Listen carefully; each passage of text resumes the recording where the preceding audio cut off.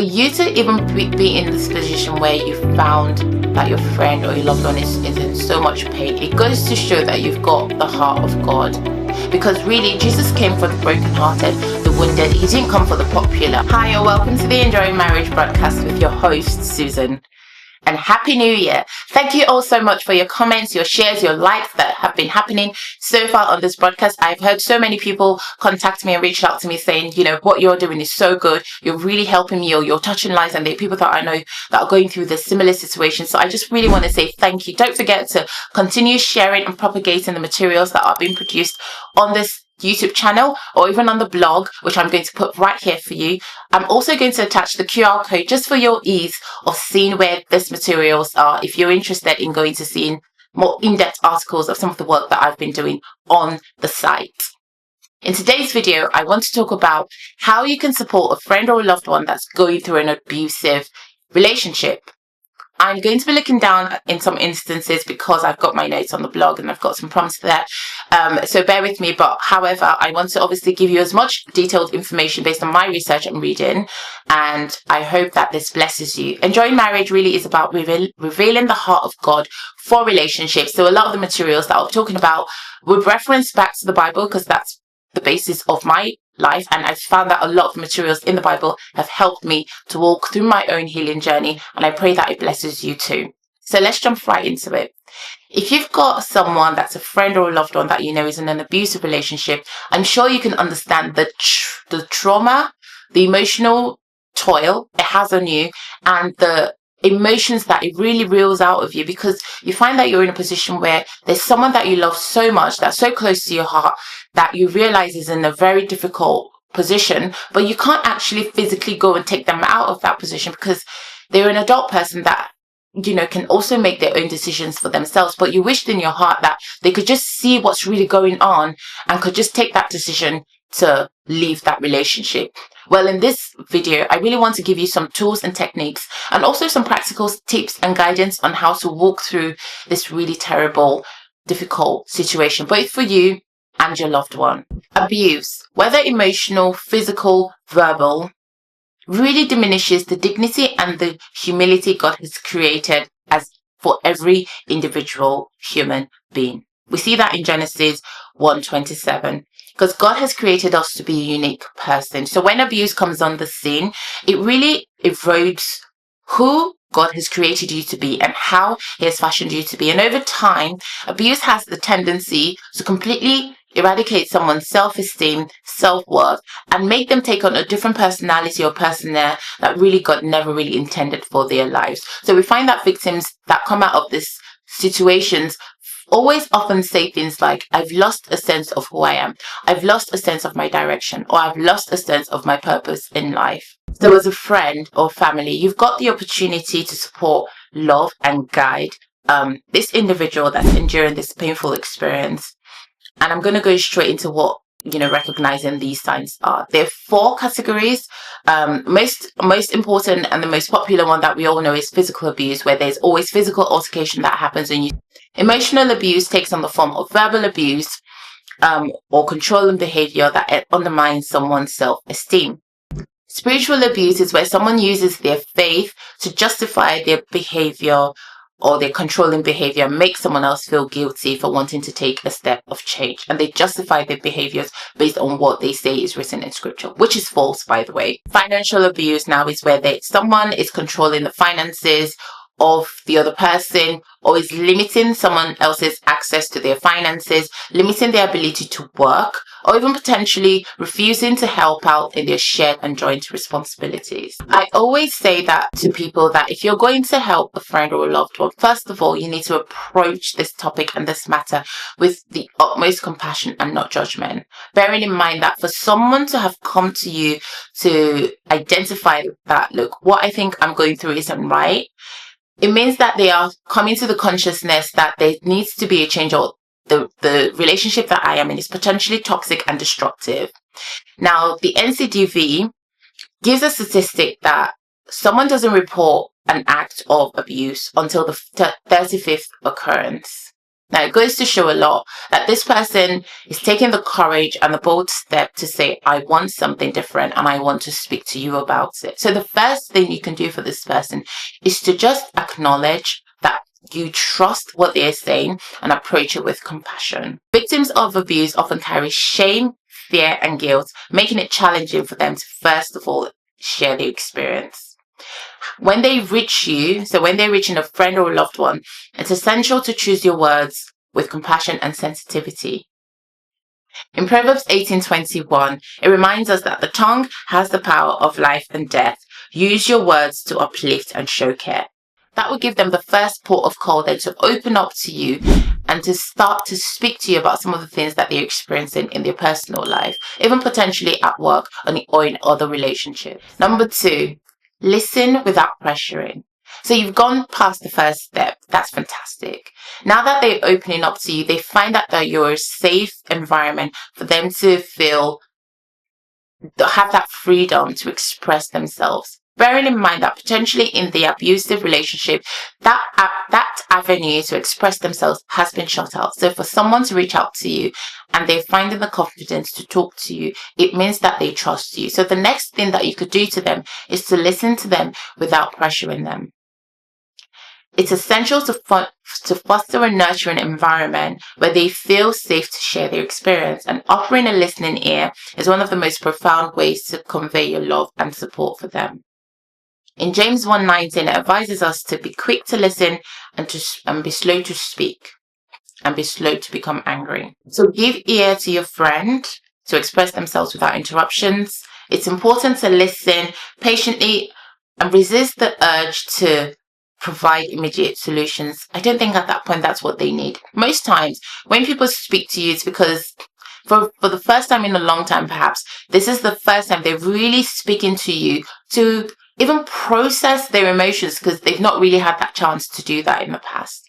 So you giving them that open field where you are listening and even hardly speaking, it's just giving them that opportunity to start to realize some of the things that they've had to put up with in their relationship, and knowing that actually what I've been going through is not right.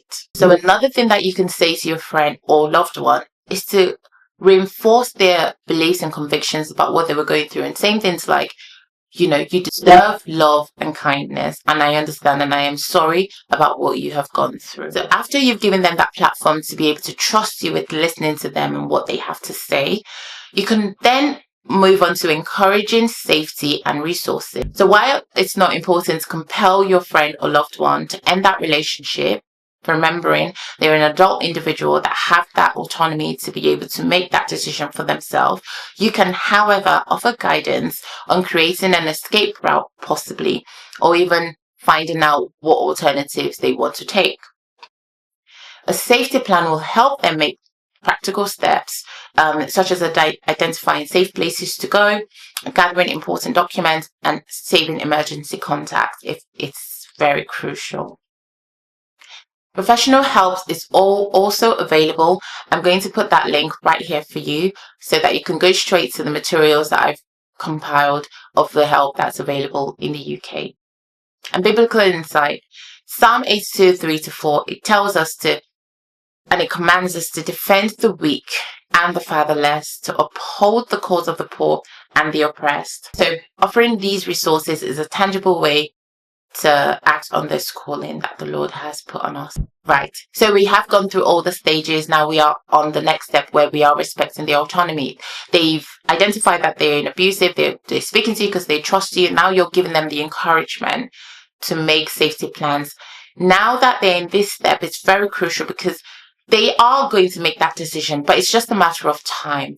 So in order to help them to continue to process and transition, you need to respect their autonomy. I know it's very hard to think that someone that you love so much and is so dear to your heart is in this environment and they can't just leave up and leave. But we need to remember that if someone is in an intimate partner relationship, there might be financial constraints where they're probably not even working, so they're not even financially independent to make that move yet.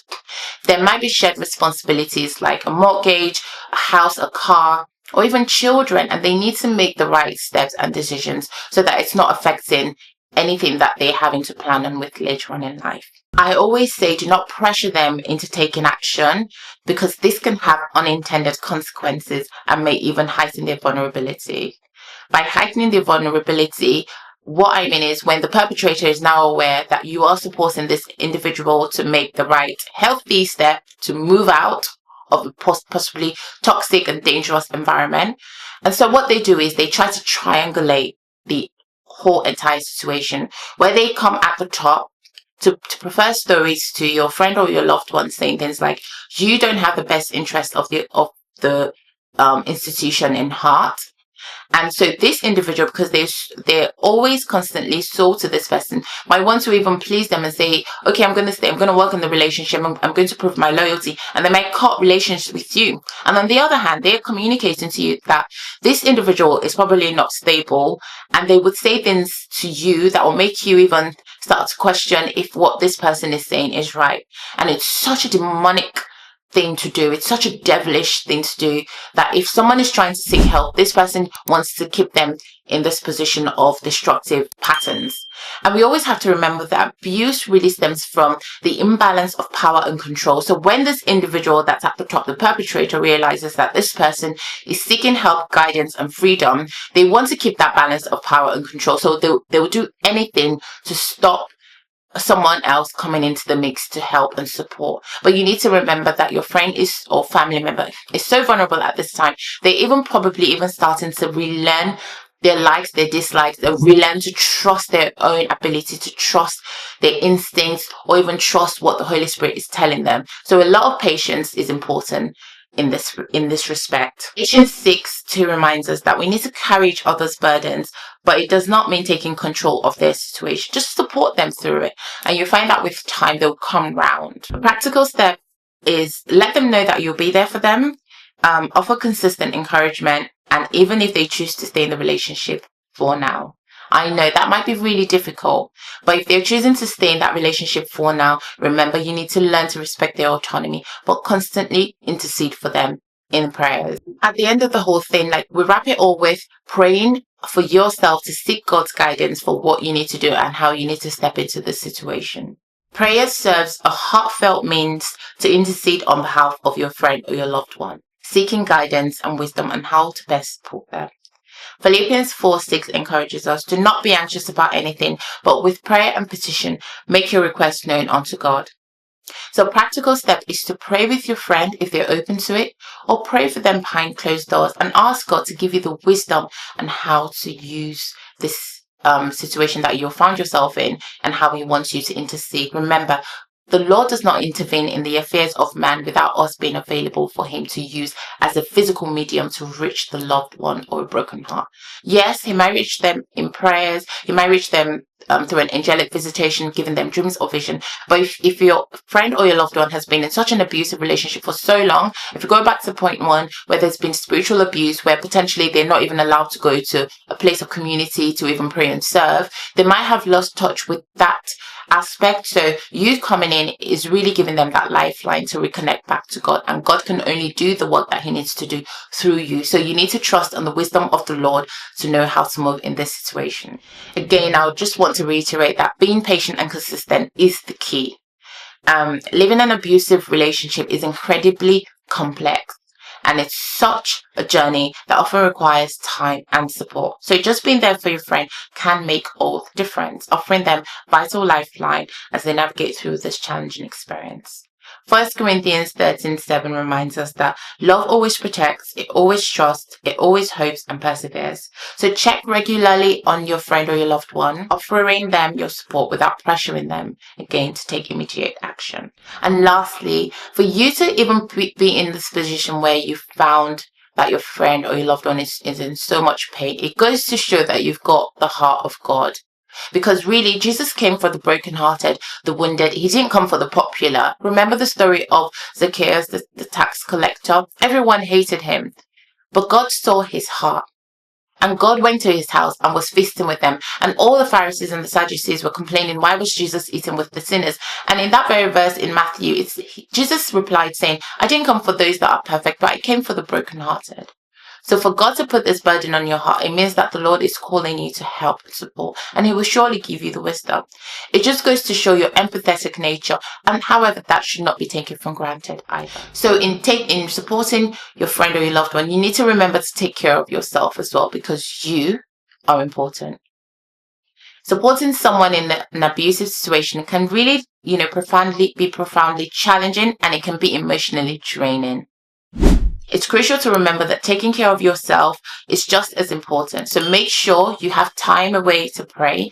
You have time away where you have your own support network, and you're prioritizing your own self-care. In Matthew 11:28-30, it reminds us that first we need to find rest in Christ. And Jesus tells us, "Come to me, all you who are weary and burdened, and I will give you rest." So practical advice that I would say is talk to a trusted pastor or counselor.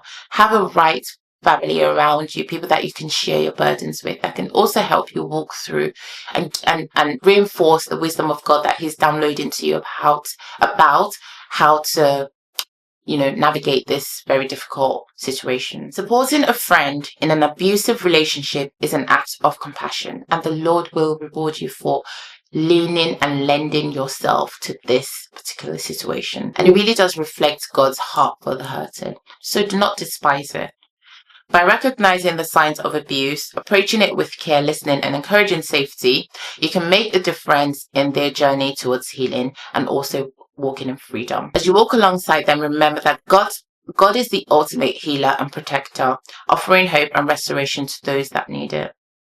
You need to remember to lean on His wisdom, on His unbounding wisdom, on His unshaken wisdom, and He will give you the guidance that you need. Just trust in the Lord and lean on His understanding and not your own. In all your ways, acknowledge Him, and He will direct your paths.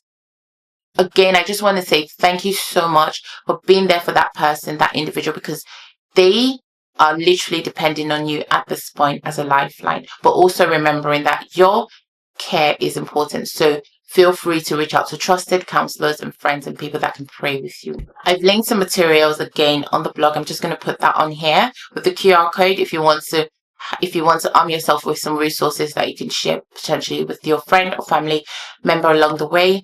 Please feel free to do so.